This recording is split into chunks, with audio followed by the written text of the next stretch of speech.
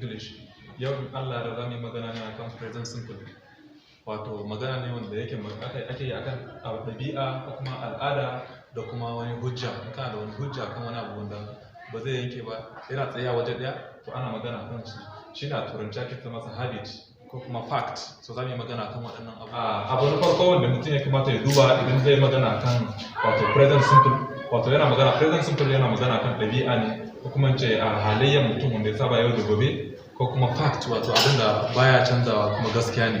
To abu na farko shine abin da za ka yi duba. Misali idan ka ce I, wato shine first person, wato kamar ni kenan.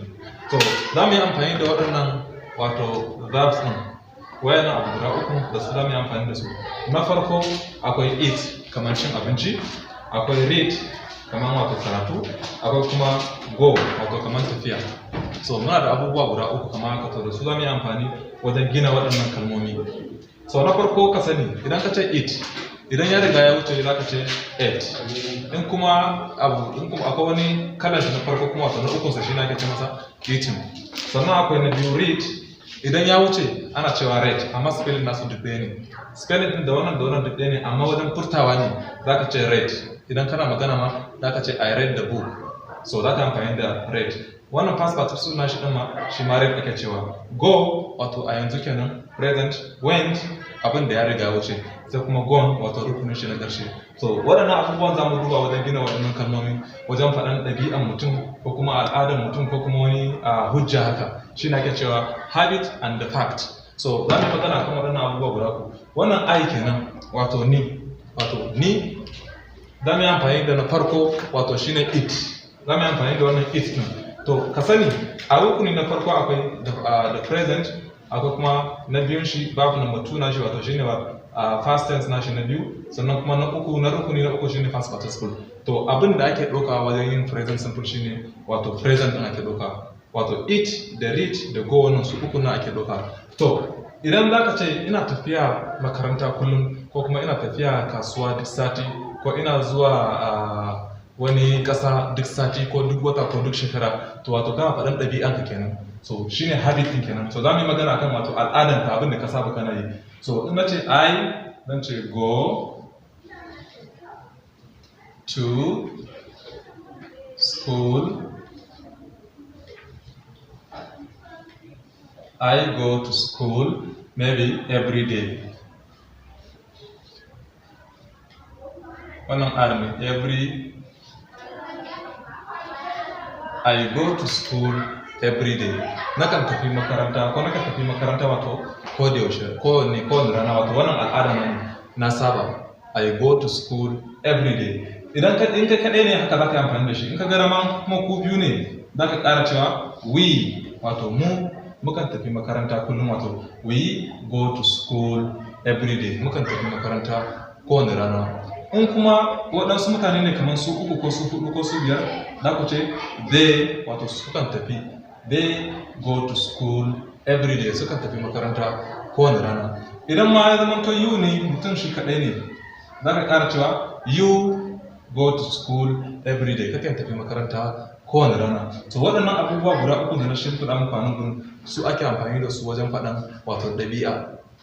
Sannan akwai abu na biyu wanda ya kamata ka sani. Sannan akwai he, wato wannan third person ne. Idan ka ce he ɗin nan, ba go ɗin za ka amfani da shi ba. Za ka zo ka ce he goes. He goes to school every day. He goes to school every day. Wato yakan tafi makaranta, wato wani kenan, mutum na uku ana cewa third person, wannan shi ne. He goes to school every day. Idan ma shi ne wato ta mace kenan, wani bakan dangin mace, za ka ce she goes to school every day. In ya zama to ma kamar sunan mutum ne kamar ɗaya, za ka ce Ali goes to school every day. Wato Ali goes to school every day. Ali yakan tafi makaranta kowane rana. So waɗannan abubuwan ne kamata ka yi la'akari da su idan duk lokacin da kake so ka yi wato ka yi magana akan present simple. Wato kana magana akan ɗabi'an ka kenan. To hakan za ka yi lokaci ba magana haka za ka yi, wani lokaci tambaya ne za ka yi. To idan za ka yi tambaya a turanci, akwai abubuwa guda biyu wanda za ka lura da shi in kana magana akan ɗabi'a kenan, wato present simple ɗin. Akwai abin da ake ce masa do, wato auxiliary verb, akwai wanda ake ce masa does. Wannan kenan. Ka sani idan za ka yi amfani da I ko we ko they ko you waɗannan guda uku, waɗannan guda huɗu nan, to a kowane lokaci inda tambaya za ka yi, za ka ɗauko do ɗin ne za ka yi amfani da shi ana. So za ka ɗauki wannan do ɗin ne ka yi amfani da shi. Za ka ce do I go to school every day? Shin na kan tafi makaranta kowane rana, amma za ka sa question mark a ƙarshe. Wannan ya zama tambaya da kake yi. Idan kuma ya zama to we ne ma za ka ce do we go to school every day? Shin ma kan tafi makaranta kullum ne? Do they go to school every day? Shin suna tafiya makaranta kowane rana ne? Do you go to school every day? Shin kana zuwa makaranta kowane rana ne? To hakan ne za ka yi tambaya. Wani saɓanin hakan ne fa, ba zuwa makaranta kake yi kullum ba. Za ka iya ɗauko wannan do ɗin ka kawo shi gaba nan. In ka kawo shi gaba sai ka ɗauko not, NIT. So I do not go to school every day. Zai zama I do not go to school every day. Wannan do not ɗin in kana so za ka iya canja shi ya zama to don't. Za ka haɗa shi duka biyu ya zama to don't. So I don't go to school every day. I don't go to school every day. Nan ma haka za ka iya yin shi. We don't go to school or we do not go to school every day. They don't go to school every day ko kuma they do not go to school every day. You do not go to school every day or you don't go to school every day. Wannan ke na ɓangaren tambayan shi. Sannan ka dawo na ƙasan nan ma shi ma hakan za ka yi amfani da shi, amma a nan akwai ɗan canji. Canjin da za ka yi shi ne, shi tun da wannan ya ɗaukan mai ES ne, saboda shi wannan ya ɗauki ES a nan gurin. Mun ce a nan gurin akwai do akwai does. So wanda za ka ɗauko ka kawo nan gurin kai tambaya shi ne za ka ɗauko wannan does ɗin ka sa shi a nan gurin. Za ka ɗauko does ka sa shi a nan gurin. Idan ka sa does ɗin sai ka zo ka cire ES ɗin nan ɗin. Nan ya zama to babu ES tunda ka rika amfani da shi nan ba za ka maimaita shi ba, za ka ce does he go to school every day? Shin yakan tafi makaranta ne kowane rana? Sai ka sa alaman tambaya a ƙarshen sa. Does he go to school every day? Shin yakan tafi makaranta ne kullum? Does she go to school every day? In ka ɗauko shi ma haka ne. Does Ali go to school every day? Shin Ali kan zuwa makaranta kullum? In kuma tambaya za ka yi, za ka ɗauko does ɗin ne ka kawo shi nan. In ka ɗauko does ɗin ka kawo shi nan, wato za ka sa haka. Does not. So he does not go to school every day. He does not go to school every day. He does not go to school every day. He does not go to school every day. Wannan ya riga zama wato kana magana kan sabanin rashin tafiya kenan. Idan kuma kana so ka zaka cire wannan question mark din ƙarshe. Idan kuma kana so ka hada shi kamar nan da muka yi magana muka ce zaka iya hadawa ya zama to don't. To wannan ma zai iya zama doesn't. Sai ka sa n, sai ka zo ka sa apostrophe a nan gurin. So he doesn't go to school every day. Baya zuwa makaranta kowane rana. Wannan kenan akan wato present simple.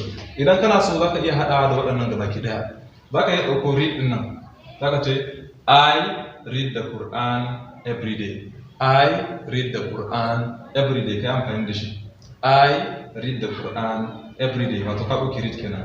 In ka ɗauko wato na ainihin eat ma zaka ce I eat maybe indomie every day. Nakan ci indomie kowane rana. Wannan kana faɗin ɗabi'anka ne. Duk waɗannan da kake amfani da su ana magana ne akan ɗabi'a. Abin da ka saba kana yi wato ya riga zama al'adanka. Duk abin da ya zama al'adanka in ka zo kana amfani da shi wato za ka yi amfani da present simple ne, kuma kullum kai tunanin cewa a cikin verb wato aiki wanda ake wannan duka ayyuka ne. Eat cin abinci shi ma aiki ne. Read karatu shi ma kaman aiki ne. Go tafiya shi ma aiki ne. So akwai na rukunin farko, akwai na biyu, akwai na uku. To rukunin farkon ake ɗaukawa a duk lokacin da kake so kai magana akan ɗabi'a. Duk lokacin da ya kamata kai magana akan ɗabi'a za ka yi magana akan wato present simple ne.